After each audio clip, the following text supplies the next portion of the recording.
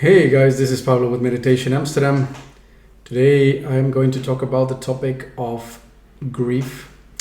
And this video is coming from the fact that a couple of weeks ago, a moment that I had been actually dreading for quite some time finally came to pass, which is I had to put my 18-year-old cat to sleep.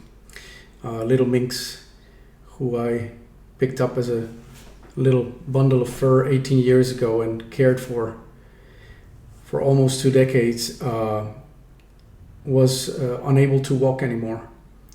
And it was time for her to part ways with me. And that was probably the most intense and sad experience that I can recall to date. And I wanted to gather my thoughts about this and also spend enough time doing enough grieving so that my message would not be polluted with lability or cheap emotionality and things of that kind. But also generally out of respect for the death of a cat in the context of the things that are happening in the world today, which are of such magnitude that it feels even a little bit inappropriate. But of course, that is in fact one of the things that I want to discuss, because in a small scale or smaller scale in our lives, we are all going through things and dealing with things, and whatever big magnitude things are happening out there somehow don't seem to minimize the importance of things that are close to us, the people in our lives, and things of that kind. So for one thing, I wanted to get into the topic of how all the meditation practice and all the embodiment and study that I've been doing in the past years paid off for me in this moment. And it paid off, I'm sorry to say, in a much different way, but a much more rewarding way than I thought it would. You see, as many of us do, when I got into the journey of meditation, I thought that it would make me more impervious to feeling, less at the mercy of bad emotions, and more capable of staying happy, in essence, right? Or feeling better. What it gave me instead was the capacity to fully experience that episode in my life.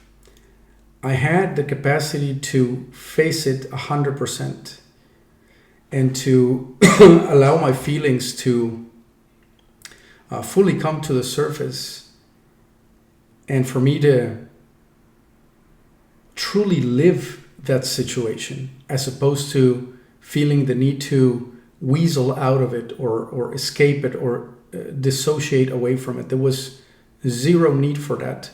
There was a real capacity to be with my cat in that moment, and with myself, most importantly. And that for me was a moment of life fully lived, which is more than I can say for many an instance in the past where I just simply couldn't rise to the occasion. I did not have the capacity to face. And so the reward is tremendous, absolutely tremendous. And at the same time, there's been an opportunity to use that grief to create a tremendous amount of opening in my heart, which has increased my capacity to feel in ways that I could not predict before.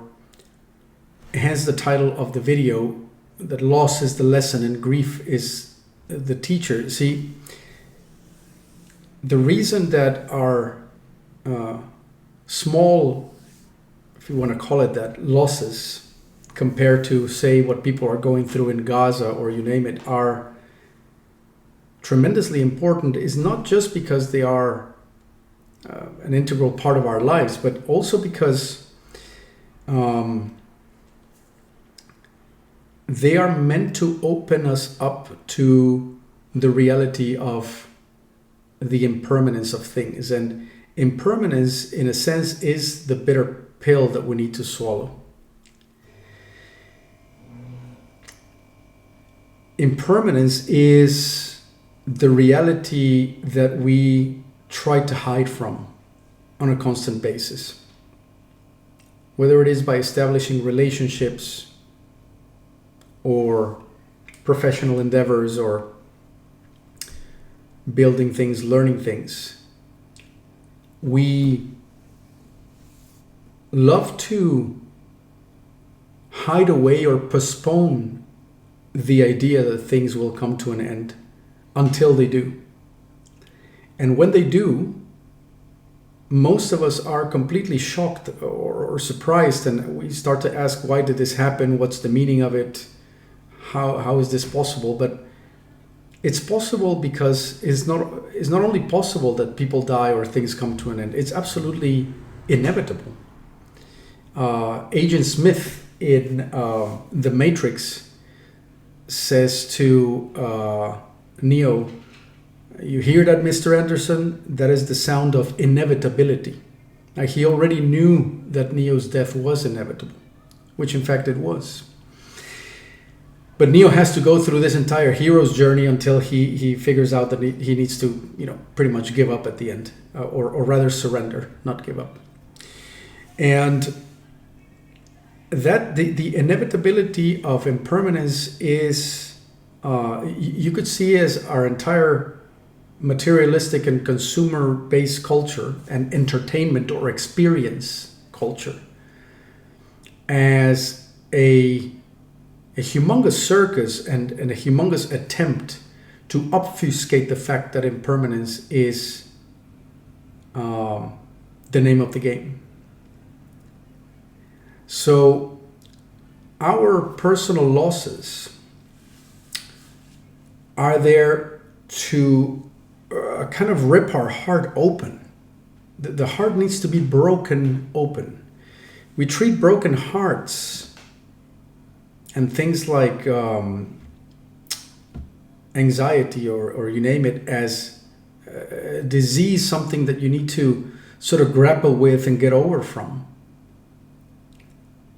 But the skillful adept makes use of heartache not to heal the heart in the conventional sense of the word, in which that heart stops aching, but to open the heart, which is the actual healing of the heart. The heart is meant to break open.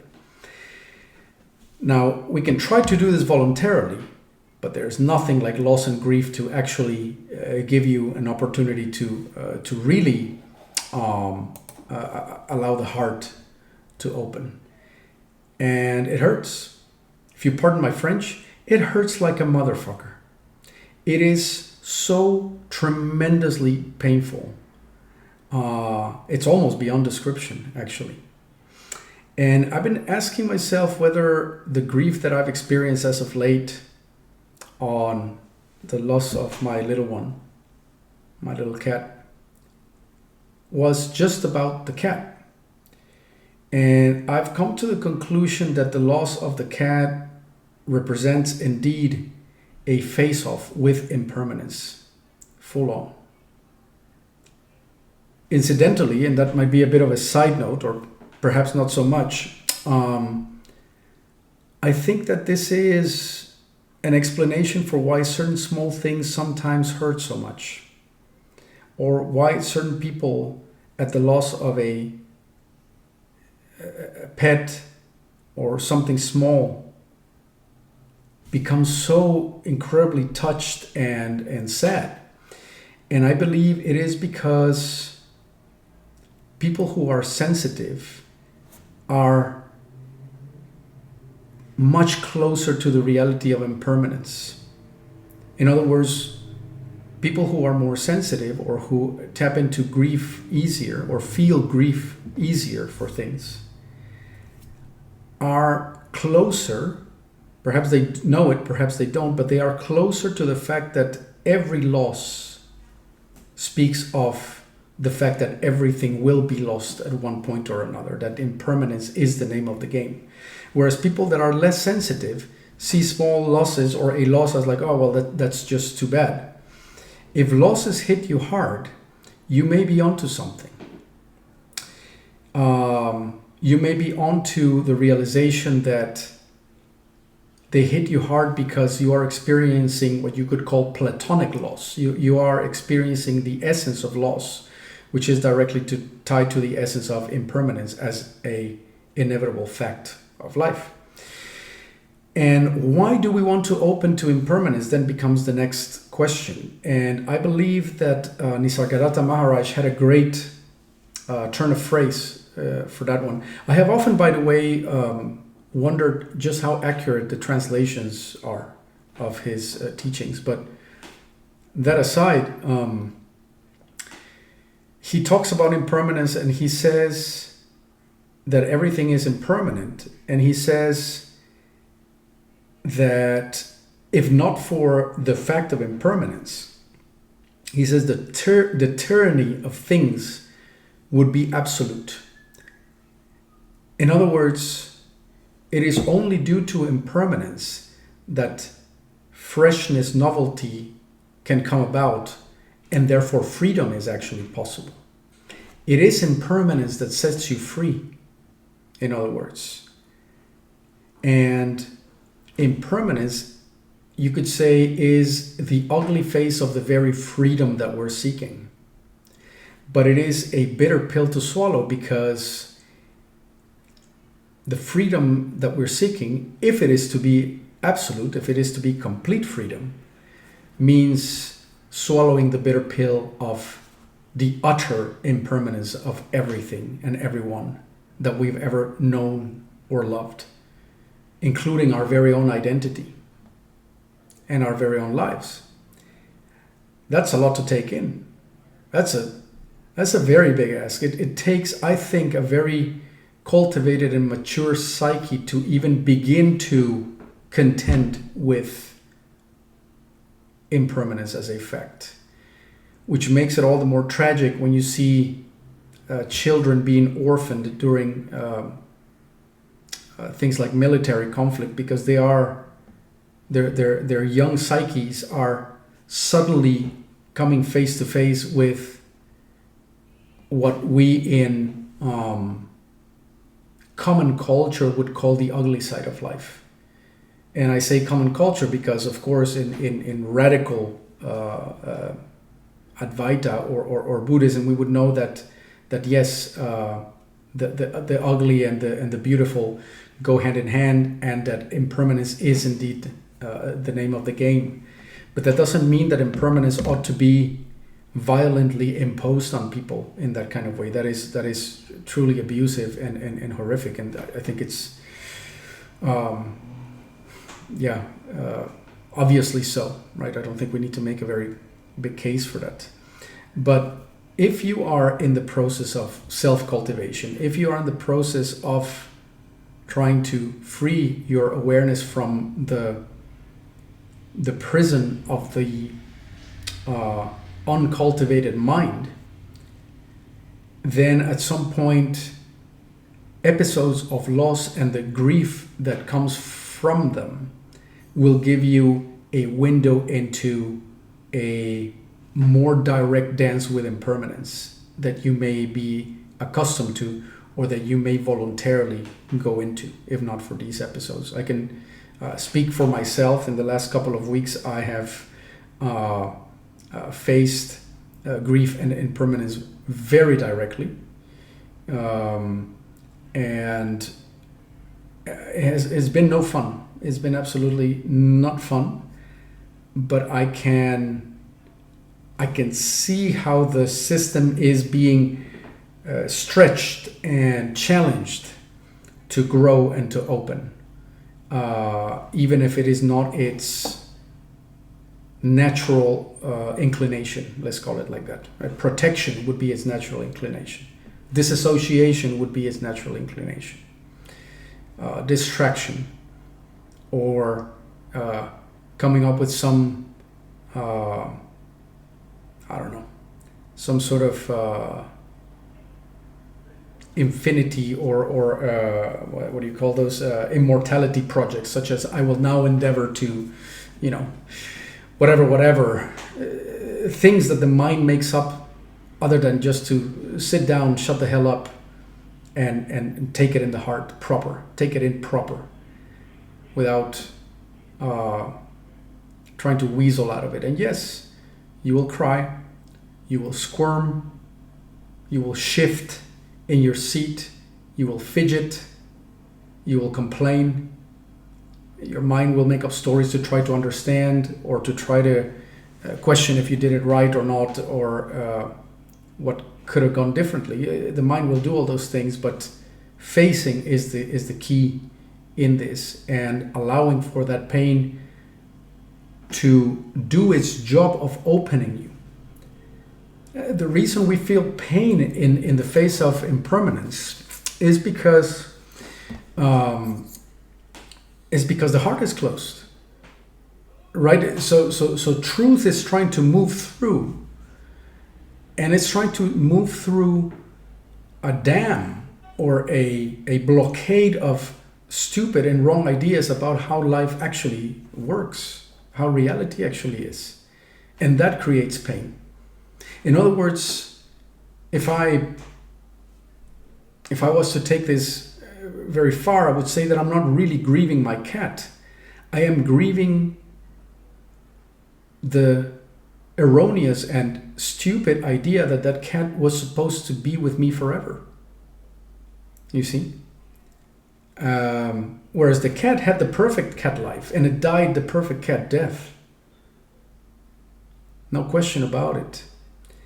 And that doesn't mean that I shouldn't grieve, or grieve rather. It means that I need to grieve as a process of helping me discard those wrong ideas, as opposed to grieving for the loss itself, if you will, right? So that there's a balance between those, and the me that thought that would be a permanent situation, or expects otherwise, needs to die and be grieved, at least as much as the cat itself, if not more, interestingly enough. So if you're going through a grieving process, my sympathy is definitely with you.